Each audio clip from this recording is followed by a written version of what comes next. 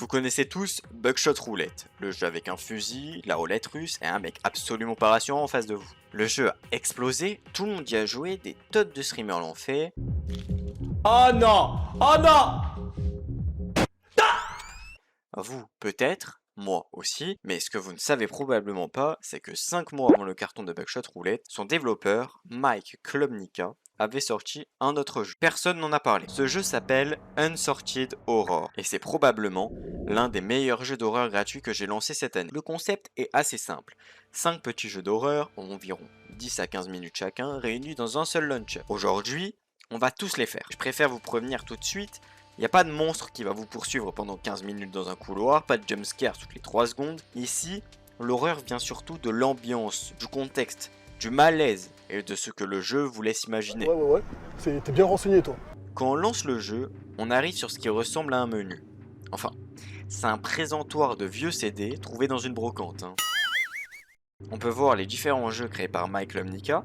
Et le truc que je trouve vraiment cool, c'est que chaque jeu possède sa propre jaquette. Tu peux littéralement prendre le boîtier, lire la jaquette, comme si tu venais d'acheter un jeu PS2 en 2004 et lancer le jeu. Le launcher nous propose les jeux dans un certain ordre. Mais évidemment, je ne vais absolument pas respecter cet ordre. Parce que certains des meilleurs jeux sont au début. Et surtout, je veux pas vous les spoiler dès le début. J'ai besoin du watch time. Le rat. Discret, prudent, intelligent et très proche de l'homme. The Other Side. Le jeu commence par une cinématique avec du texte. On apprend que notre personnage vit dans un monde post-apocalyptique et se trouve dans un abri. Dans ce monde, il ne faut absolument pas parler de ce qui se trouve dehors, ni même y penser. Car ce qui se trouve dehors est dangereux.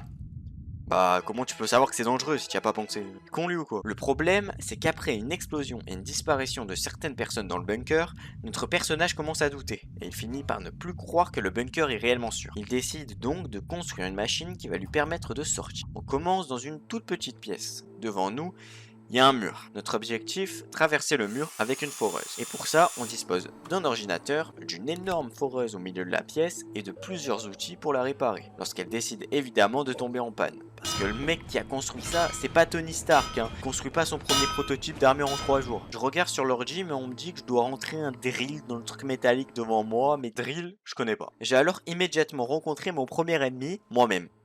Et j'essaie de mettre le mauvais outil dedans. Voilà, ce truc là. C'est ce qu'on appelle une démonstration de compétence. Donc bon, évidemment, ça c'est moi qui galère pendant 15 minutes à comprendre ce qu'il faut mettre à l'intérieur de ce truc métallique. Finalement, je comprends comment ça fonctionne. Je place la foreuse, je vais sur l'ordi, le diagnostic indique que tout est bon et je lance la machine. Et là, la foreuse commence son travail. Tout se passe bien pendant environ 3 secondes parce qu'évidemment, elle casse. Et là, le jeu me demande de la réparer. Sauf qu'il y a un petit problème, on ne peut pas ouvrir l'emplacement. Donc deuxième round, je cherche absolument partout un outil pour ouvrir la foreuse car je vois bien qu'il y a des vis et un trou bizarre devant. Je passe encore 10 minutes à chercher. Vous vous dites sûrement que c'est ce tournevis là que j'ai raté. Non, on peut pas l'utiliser. Finalement, l'outil dont j'avais besoin, il était dans cette caisse là. Je devine comment. Le dev, t'aurais pu ouvrir la caisse ou mettre une note quelque part s'il te plaît. Non, la Mike. Après ça, la foreuse reprend son travail. Elle avance, elle casse encore, je la répare, elle recommence, elle casse, je la répare. À ce stade, je joue plus à un jeu d'horreur, hein. Je suis devenu technicien SAV pour foreuse. Finalement, après plusieurs réparations, la machine fait enfin le tour complet de la porte. Je m'attends évidemment à ce qu'un monstre sorte du mur, donc je prends mes distances, parce qu'on sait jamais. Mais rien. Je reviens vers l'ordinateur, et on me demande ensuite de confirmer plusieurs fois que je veux recommencer le processus et faire un deuxième tour pour bien transpercer la porte. Sauf qu'au moment où je m'apprête à terminer et confirmer, coupure de courant. Les lumières s'allument à nouveau et on apprend que la sécurité pourrait arriver dans environ 5 minutes. Donc maintenant, il faut se dépêcher car le tuto est terminé. Le jeu devient beaucoup plus stressant parce qu'on doit continuer à découper la porte tout en réparant la foreuse dès qu'elle tombe en panne. Batterie, huile, forêt, vis, tout y passe en moins de 5 minutes. Comme ça a l'air facile, hein. Mais il faut penser à refermer correctement chaque élément. Dans mon gameplay, à un moment, je remplis l'huile, mais j'oublie de refermer le couvercle. Résultat, impossible de refermer la trappe au-dessus et je perds du temps. Finalement, après toutes ces réparations, la porte est enfin terminée. Et surtout, la sécurité ne nous a pas attrapés. On ouvre enfin la porte, et là, on découvre ce qu'il y a dehors. Une immense plaine, un arbre, et derrière nous, notre énorme bunker métallique. Non mais c'est quoi ça les gars, c'est le mur Maria dans SNK? Après avoir passé je ne sais combien de temps enfermé, notre personnage est enfin libre. Il s'approche alors de l'arbre, et là, on trouve une note. Dessus, quelqu'un écrit que cet endroit n'est pas ce qu'il paraît être. Enfin, c'est ce que je crois parce que la phrase est incomplète. La personne qui a écrit la note n'a jamais eu le temps de la terminer. Et à ce moment-là, on aperçoit quelque chose au loin. Une créature. Non les gars, ça c'est quoi? C'est un brain rot? Et on la voit tout doucement qui s'approche du personnage principal. Et c'est exactement comme ça que se termine The Other Side. Et je peux déjà vous dire une chose, si le premier jeu est déjà comme ça, les 4 suivants vont être incroyables. Bon, juste j'ai trouvé un bug, si vous collez ici pendant que la forest bouge, bon vous traversez la map et on s'en fout. Le mec est tout seul, bon ça va, on lui pardonne. Concrete Tremor, et celui-là commence de manière assez particulière. On est affamé. Heureusement, une machine est là pour nous servir un délicieux... Bon, il n'y a aucun monde où je mange ce truc. On prend donc notre plateau et on part s'asseoir dans la cafétéria. Cafétéria, c'est peut-être un grand mot. Le bâtiment est complètement délabré. Mais il y a quand même 2 personnes en train de manger. Donc évidemment, plutôt que de manger seul, je vais les rejoindre. Je vais écouter leur conversation. Et les 2 parlent d'un truc assez étrange. Ils expliquent qu'en regardant par leur fenêtre, ils ne voient qu'un mur. Et là, l'un d'eux parle d'un homme qui serait déjà monté sur le toit pour essayer de comprendre où il se trouve. Sauf que, même de là-haut, il n'aurait rien compris. Notre personnage se dit, bah moi je vais aller voir. Donc on sort, et là, on découvre la ville, des immeubles. Encore des immeubles, et surtout, des murs gigantesques qui entourent complètement la ville. Attendez, c'est encore l'attaque des titans? Mais ça, on l'a déjà dit. Le jeu change complètement de point de vue. On incarne maintenant un autre personnage. Celui-ci se trouve au-dessus de la ville qu'on vient d'apercevoir. Et son téléphone sonne. C'est son adversaire. Il lui explique les règles du jeu auquel ils vont jouer. Et si vous n'avez toujours pas compris où ça va, on va jouer à la bataille navale. Sauf qu'au lieu de couler des bateaux, on fait exploser des immeubles. On peut tirer 5 fois par tour. Les cases déjà découvertes sont indiquées sur la grille, probablement pour éviter qu'une partie dure 3 heures. Et chaque joueur commence avec 25 bâtiments. Donc je commence à tirer complètement au hasard, et dès mon premier tour, j'en touche 3. Plutôt pas mal. Sauf que mon adversaire décide immédiatement de me rappeler que lui aussi joue. Il m'en détruit 5. Ah, d'accord, donc lui c'est un joueur pro de la bataille navale. Pardon Barbe Noire. Deuxième tour, je recommence. Et cette fois, j'en touche 5. L'adversaire, lui, ne touche absolument rien. Et là je me dis, bon ça commence bien. Je m'apprête à rejouer, mais mon téléphone sonne. Et cette fois, ce n'est pas mon adversaire, c'est quelqu'un qui semble être un arbitre. Il nous explique que puisque notre adversaire n'a touché aucun bâtiment pendant son tour, on a un appel avec un locataire. Donc, je ne dois jamais me louper pour que mon adversaire ne profite pas de cet avantage. Nous allons donc être mis en relation avec un locataire de la partie adverse. Une personne décroche, et elle semble très calme pour quelqu'un dont la ville explose, je le rappelle. Et là, notre personnage se fait passer pour un agent de l'administration de la sécurité et de la santé au travail. Il lui explique qu'elle n'aurait jamais dû se trouver dans cet immeuble et qu'elle va devoir être évacuée. Il lui demande alors dans quel bâtiment elle se trouve et la personne nous répond I9. Évidemment, on va pas laisser passer une occasion pareille. Je sélectionne I9. 4 bâtiments touchés. Merci l'administration. La partie reprend donc normalement. Il m'en détruit 5, j'en détruis 4, il m'en reprend 5, j'en reprends 3. Et finalement, on arrive à une situation où il me reste 5 bâtiments et lui seulement 2. Et là c'est son tour, donc logiquement, je vais gagner. Il lui reste 2 bâtiments, moi j'en ai 5, et surtout il ne peut quand même pas me reprendre 5 bâtiments d'un coup, encore une fois. Il a gagné, on reçoit un dernier appel de sa part, beaucoup plus court.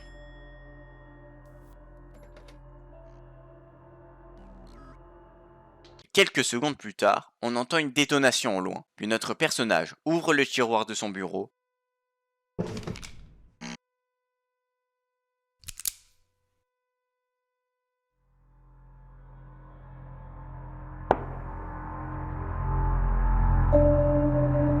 Et franchement, Concrete Tremor est complètement différent de The Other Side. Déjà graphiquement, le style visuel n'a rien à voir entre les deux jeux. Et surtout, le jeu est beaucoup plus calme, parce qu'ici, on est simplement opérateur.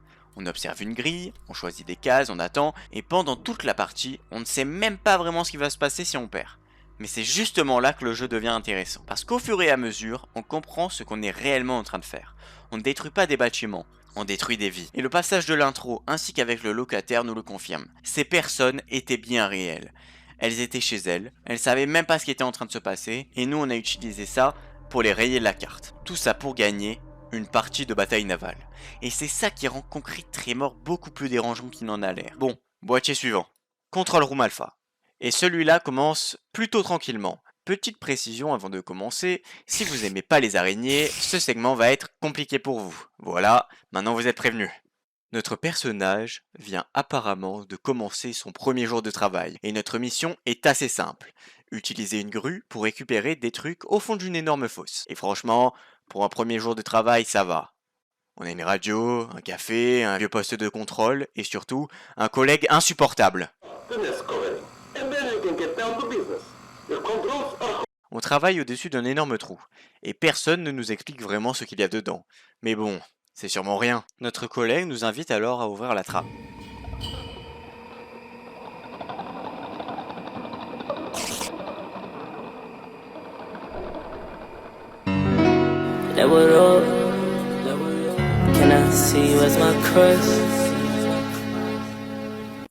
Notre collègue, lui, continue de parler à la radio comme si de rien n'était. Il nous explique qu'on doit utiliser la grue et qu'on a un manuel à disposition.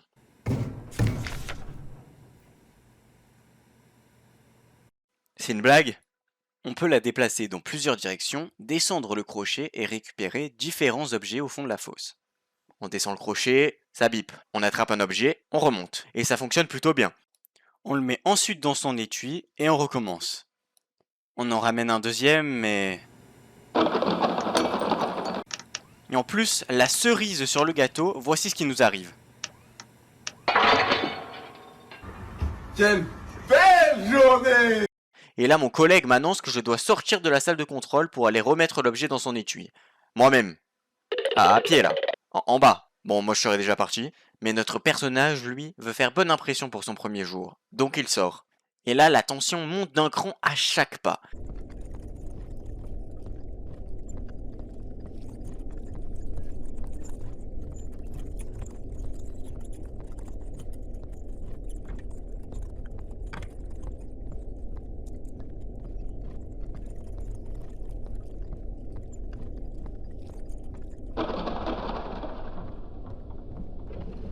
Passez-moi la lettre de démission, je vous en supplie. Et là, je pensais que c'était terminé pour aujourd'hui. Erreur. Il reste une dernière tâche. Mais quelque chose apparaît.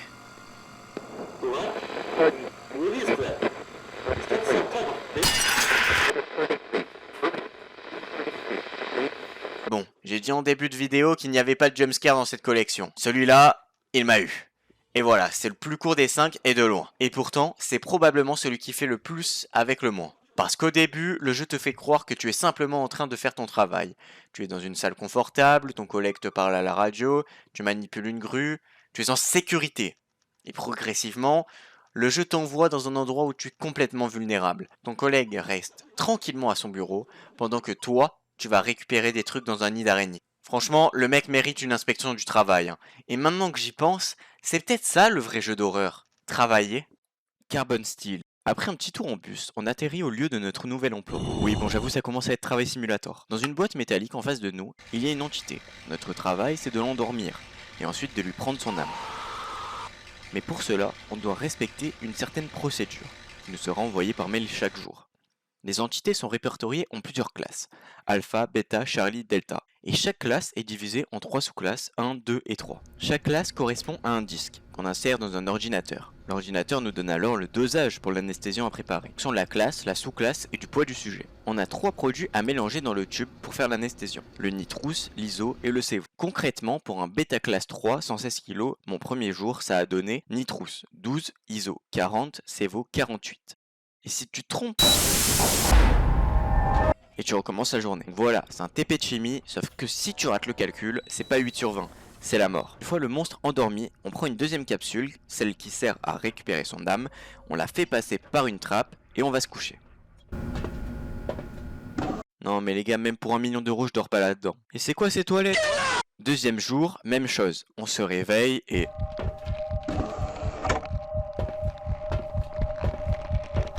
Bon, on dirait que c'était un cauchemar. Donc on se réveille, sauf que cette fois, on nous informe par mail qu'on ne nous donne plus la classe et la sous-classe de l'entité. À la place, on nous file un scanner. Et il faut scanner le monstre nous-mêmes pour la déterminer. On analyse les résultats en alignant deux lignes, une horizontale et une verticale, dans un losange. Et il faut le faire 4 fois. Une fois qu'on a la classe, le reste se déroule comme la veille. Disque, dosage, capsule, trappe, dodo. Troisième jour, l'entité est très violente. On nous donne un nouvel outil, un espèce de fusil électrique pour réparer la capsule. Parce que plus le monstre tape, plus la structure se casse. Il y a un pourcentage sur l'écran de droite qui descend et qui nous permet de savoir à quel point la cellule est endommagée. Donc maintenant, il faut scanner, calculer le dosage, préparer l'anesthésiant et réparer la structure métallique en même temps.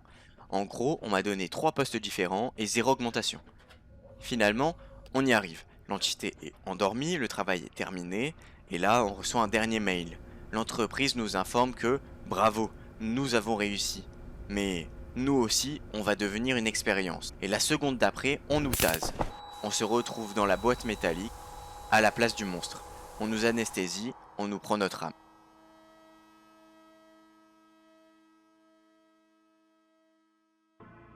Sauf que ça, c'est ce que l'entreprise aurait voulu.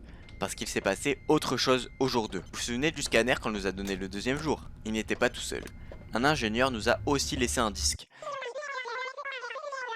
Ok. Son plan est simple. Au troisième jour, au moment d'aspirer l'âme du monstre, il faut choisir la capsule marquée d'un X. Parce qu'il l'a piégée.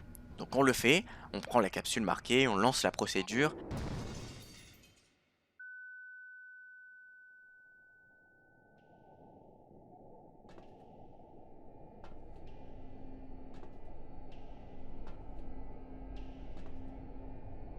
On peut enfin partir. Le jeu t'apprend à être un bon employé. Tu apprends les classes, tu apprends les dosages, tu apprends à scanner, à réparer, à ne pas te tromper. Et à la fin, tu comprends que plus tu fais bien ton travail, plus c'est toi qui vas devenir le monstre.